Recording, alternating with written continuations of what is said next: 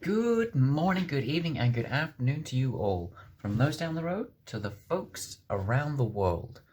Welcome to WILO. What's WILO? Well, it's Week in the Life of. You saw it in the title, you already knew that. This is going to be a brief sort of excerpt look at my week as a master's student, because I feel like a lot of other people do like weeks in the life of a university student or a high school student or college student, whatever, but nobody really does like what's it like to be doing a master's course. YouTube for me is a very different thing for me to do. It's not something that I was planning on doing years before or years ago, thinking, oh yeah, I could do this YouTube thing. And it was always going to be that I was going to go through school, go through college, university, masters, and then go on to an academic career choice. And this master's course is basically just that next progressive step on to that goal in life. But since, doing all of this, I wouldn't say I've sort of changed my direction, but I've given myself sort of a more splayed options and directions for me to choose from. And a lot of the volunteering stuff I also do is another sort of aspect of those varying directions. But that's not what this is about. This is about me being an academic, me being a history student. So without further ado, here is my week in the life of a master's student.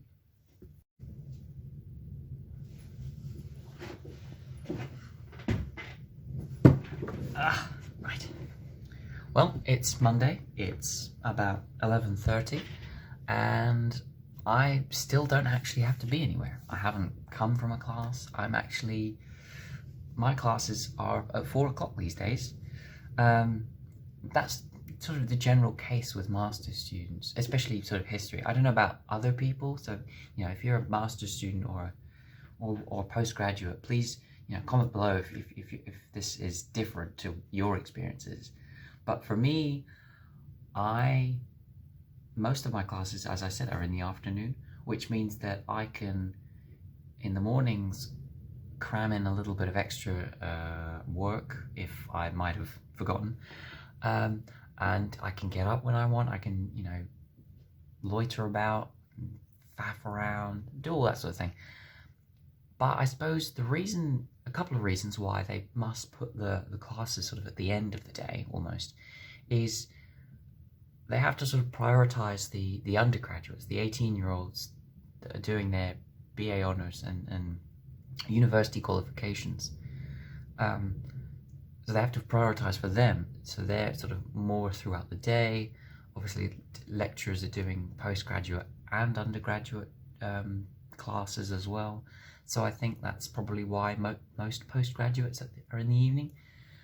I mean, it's such a small group of people anyway. I think there's sort of leeway in terms of sort of timings. So you can kind of get away with it. Another sort of reason why they must put them at the end of the day is because sort of the amount of reading and the intensity of the course itself. Now, I don't want to sort of scare people into not doing a master's degree, because doing a master's degree is an incredible thing to do, and it gives you that little bit extra in life that perhaps an undergraduate degree wouldn't. That's not to say that an undergraduate degree isn't important or you shouldn't get one, but just trying to be that little bit extra, just trying to get ahead of the game, I would say. That's what master's students sort of end up doing, or that's what a master's degree could give you. No promises though. But but a master's degree is a lot more intense than an undergraduate. There's a lot more reading to do, and there's a lot more sort of critical thinking and analysis that you do in your own time. Undergraduate, you get given a small amount of facts, you go away, you read it, you come back, you discuss it, and the ball rolls. But with masters, it's a case of you get almost nothing in terms of, information, and you yourself have to go out and find that information for yourself. They give you readings, they give you, things to do for the next class, but it is very much down to you, so that when you do come in for your next seminar, lecture, whatever, you should know and you should be prepared for that class. Again, I don't want to scare people into not doing a master's course, because doing a master's course is a pretty steep learning curve, but it's worth it. It is a degree that I have found the great value in the months that I have been here. But enough about Monday, because obviously I need to do reading and go to the actual lecture, so I will see you a lot tomorrow. This is often a common sight which I end up having to deal with. I'm doing some reading and making notes for tomorrow's lecture on Napoleonic France. It's 10:30 in the evening, and this class is at 2:00 tomorrow afternoon, so I could theoretically do it tomorrow morning or during the day, but I'd rather get this done now than sort of try and scramble around for the need to do it tomorrow. And I'd rather not do it during the day, during, day just gone, because I want to sort of process what this is telling me, instead of doing this and then going into a different class on a different subject. Because I do the British Empire as well, and I suppose reading something like this during the day and then going into a British Empire class, it can confuse people. I mean, it can confuse a lot of people, not just me. This is a general sight, and I'm going to have to finish this, otherwise it's going to be midnight by the time I finish. Great.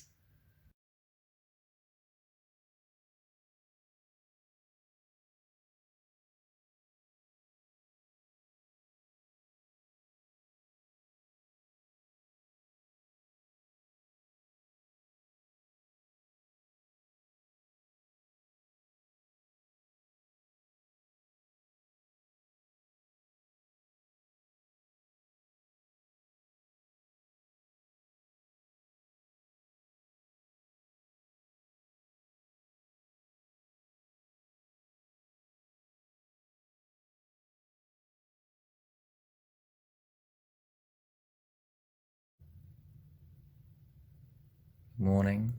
It's Wednesday now. This is the only day where I have a 9 a.m. lecture. Normally I'm alright getting up in the morning, and in all honesty, I'm not too bad today.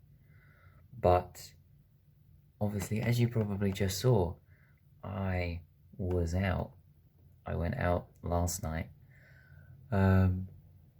And I didn't get back till about 3 in the morning. So obviously when my alarm went off at 7, I'd only had about 4 hours sleep.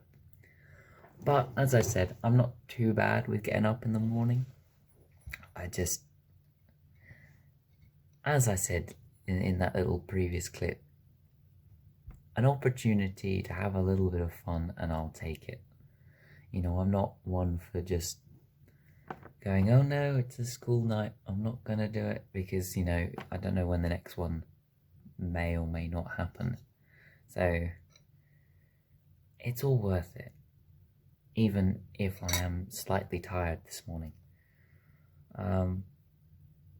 But like with any university, there are always 9 a.m. lectures, and there are also compulsory lectures, which is what I've got now. It's called research skills, which basically entails the fact of, looking at sources from the time in question that we may be looking at in our other modules, and also looking at the various forms of historical analysis. such as environmental history, quantitative history, and other such analytical approaches to the historical field, which all sort of interlink with each other, as you come to find out. But yeah, no, there's not many. You only, for history, you only have to do one compulsory module. I know from people I've spoken to about their own university courses, undergraduate especially, they have a lot more compulsory modules.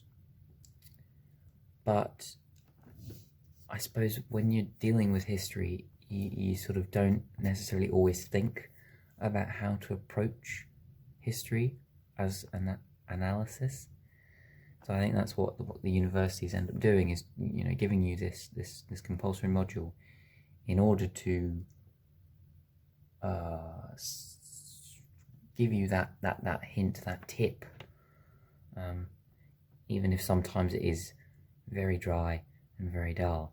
I today have got to do a presentation of that. It's not like PowerPoint or, you know, anything of great excess, but I think, yeah, undergraduate, I think there's a sense of being an independent thinker, and especially now at master's level, definitely being an independent thinker. So presentations do come into play a lot of the time. And you won't see me now until tomorrow, because I probably will get back and go to bed again.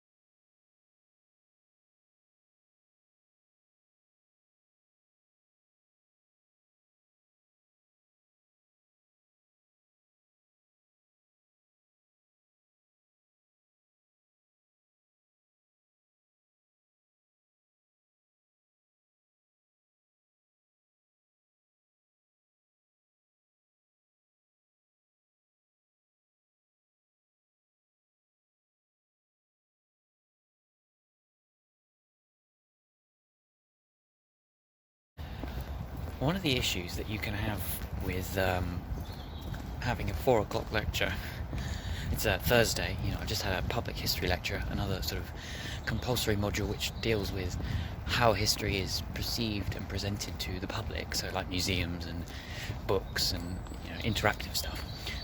But, you know, it's a 4 o'clock lecture, and one of the problems that you can have with that is that it's dark, and so you've got to try and you get back and use the sort of bus services in order to get back to where you are.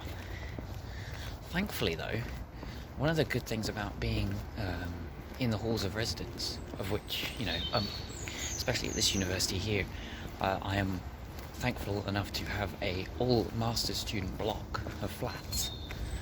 One of the good things about living in student halls is that you get a bus pass, which is all set up by the university and run by what's called Unilink, which is a specific bus company that can get you around all through, you know, to universities, to the sort of other campuses of the university, and also the city.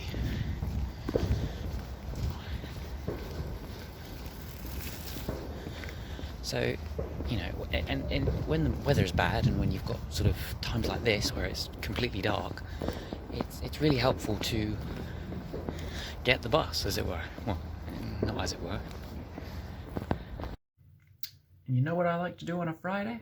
Now that we're all finished, the week is done, no lectures, no work per se. I mean, I've got stuff to do for next week, but I can do those, you know, over the weekend and other times, like you probably saw from earlier. But Friday is about doing absolutely nothing. It's a free day. I can do whatever I want. I can sit here, I can listen to the radio, I can put my records on, I can do whatever. At 11 o'clock I have to escape this halls of residence because the fire alarm decides to blare out in test mode every Friday. So I sort of tend to leave on a Friday morning and come back about, I don't know, 1-ish once the test has finished. I mean, the test doesn't take long, but it's anywhere between 11 and 1. So I just leave and then come back. But yeah, that's it. The week is done. And so, on to the weekend. Following Monday, I couldn't be bothered to actually do any filming over the weekend. But my weekend was mostly spent doing either work for university, mostly on Sunday, because obviously lecture today, Monday, and just generally taking it easy. It's kind of similar to what Friday was like, but not too relaxed. You know, I realized that I have to do work and that I have to go to lectures the following week, so I'm not sort of completely just taking it easy and just lying back and thinking I'm done. So that's pretty much it. No, I just end up doing work mostly on weekends. Nothing really happens. I mean, most of the stuff that usually happens, like fun-wise, happens during the week. And because everybody has like different places that they go, or some people go home for the weekend, they tend to not do much on weekends. So this is like a perfect opportunity for me to like get stuff done. Whether I get a lot of it done or all of it done is another matter. But that's just how this all works, really.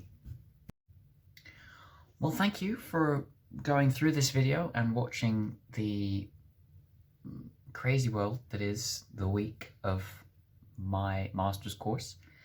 I hope you really have enjoyed this, and I hope that I haven't put anybody off from being a master's student or trying to get into an academic sort of direction or career. This has been a bit strange for me. I've been rather awkward at times to sort of film things, especially out in the open.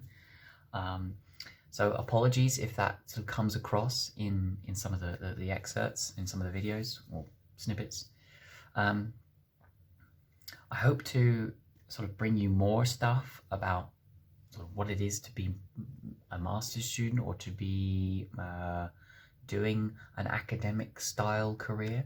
But I also want to sort of give across a lot of the other stuff that I do.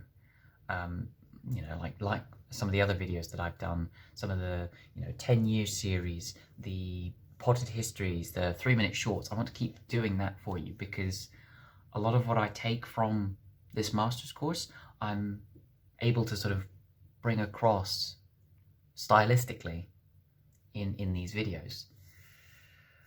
If you've liked what you've seen, please like the video and make a comment about experiences you've had as either a master's student or an undergraduate student, whatever is the case. Subscribe to the channel. Find my Facebook and Instagram links in my profile, which is on my page. And I will hope to see you again next week with another video. Thank you. Goodbye.